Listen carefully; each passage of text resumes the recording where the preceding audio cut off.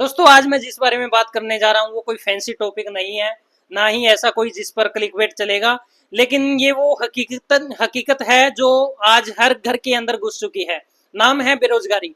और इसका दर्द सिर्फ वही समझ सकता है जिसने डिग्री लेकर भी रिजेक्शन देखा हो, जिसने इंटरव्यू के बाद हम आपको कॉल करेंगे सर सुनने के बाद सालों तक वो कॉल न सुना हो, या जिसने अपने पिता की आंखों में उम्मीद देखी और माँ के चेहरे पे चिंता। बात आज की नहीं है, बात सालों पुरानी है। पहले के जमाने में लोग ज्यादा पढ़े लिखे नहीं होते थे, लेकिन काम की कमी नहीं थी। छोटा काम हो, सरकारी नौकरी हो या खेती, कुछ ना कुछ था।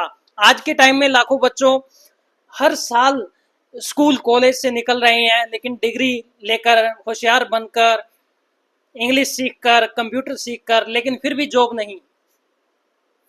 भाई ये जो हम हर सालों लाखों इंजीनियर्स, एमबीए ग्रेजुएट्स तैयार कर रहे हैं, उनके लिए जॉब है कहाँ? कुछ बच्चे कहते हैं चलो यार खुद का बिजनेस करते हैं, पर हर किसी के पास पैसा नहीं होता, सपोर्ट नहीं होता, और हर कोई एंटरप्रेन्योर बन भी नहीं सकता। फिर कुछ लोग ऑनलाइन काम करने में लगे रहते हैं, freelancing, YouTube, affiliate marketing, crypto, reels. लेकिन सच कहूं वो भी सबके बस की बात नहीं है, और उन सब का डाटा प्रूफ यही कहता है कि 90% लोग टिक नहीं पाते। अब सवाल ये है, अनएम्प्लॉयमेंट का रूट कॉज क्या है? सिर्फ पॉपुलेशन नहीं, असली वजह एजुकेशन सिस्टम और जॉब मार्केट के बीच का डिस्कनेक्ट। स्कूल हमें सिखाते हैं अलजेब्रा, पीरियोडिक टेबल, पर कोई नहीं सिखाता रियल वर्ल्ड स्किल्स, जैसे कि रिज्यूम कैसे बनाएं, इंटरव्यू में कैसे बोलें, या मार्केट में जॉब कैसे खोजें। और फिर सरकार कहती है स्किल इंडिया, लेकिन स्किल सेंटर खोल देना ही काफी नहीं होता। सवाल यह है कि स्किल्ड यूथ को एम्प्लॉय कौन करेगा? प्राइवेट कंपनीज लिमिटेड हायरिंग करती है, गवर्नमेंट जॉब नोटिफिकेशन कम होती जा रही है, और ऊपर से एआई ऑटोमेशन भी खाम छीन रहा है।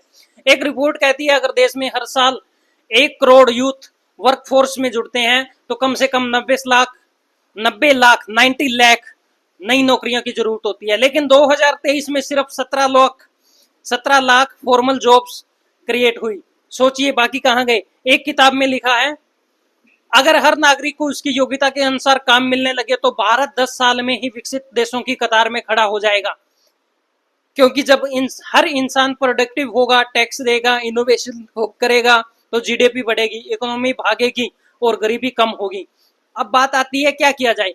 भाई सरकार की नीतियों का एक हिस्सा है, लेकिन असली बदलाव तब आएगा जब हम एजुकेशन को प्रैक्टिकल बनाएंगे, जब हम थ्योरी से ज्यादा इंडस्ट्री से जुड़ेंगे, और जब हम सिर्फ नौकरी मांगने वाले से नहीं सॉल्यूशन देने वाले बनेंगे। और हाँ, अगर आप सोचते हैं कि सबको नौकरी मिलना नामुमकिन है, तो एक बार जापान और जर्मनी को देखो। वहां टेक्निकल एजुकेशन इतनी स्ट्रॉन्ग है कि बच्चा 18 साल का होते ही काम के लायक बन जाता है।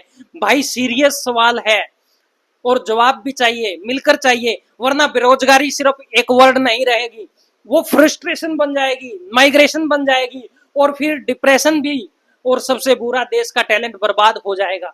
मैं चाहता हूं इस वीडियो के जरिए हम एक आवाज बनाएं। कमेंट करके बताओ आपको बेरोजगारी का सामना किया है, क्या कोई ऐसा हल है जो आप सजेस्ट करें, या अगर आप चाहते हो कि देश बदले तो वीडियो को शेयर करो, आवाज को आगे बढ़ाओ। मैं हूं कुलदीप सिंह वर्मा, और अगली बार फिर मिलूंगा एक ऐसे मुद्दे के साथ जो हम सबका है, और हमें ही मिलकर इस सब का हल निकालना है। जय हिंद। बदलाव की शुरुआत हमसे है। जय हिंद।